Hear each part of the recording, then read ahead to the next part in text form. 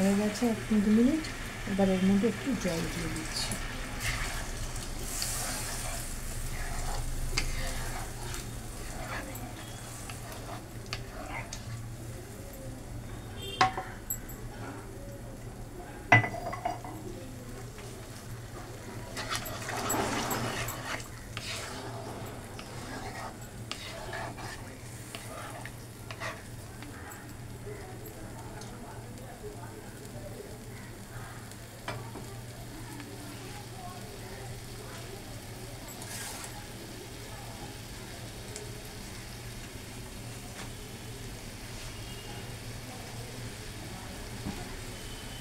এবার এটা ফুটে গেছে।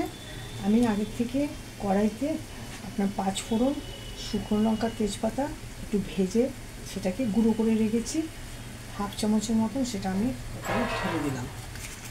রান্না আমার শেষ। এবার আমি গ্যাসটাকে বন্ধ করে দিচ্ছি।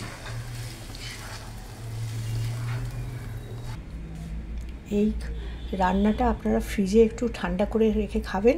খেয়ে দেখে আমাকে কমেন্ট করবেন কেমন লেগেছে, আর আমাকে সাবস্ক্রাইব করবেন। ধন্যবাদ।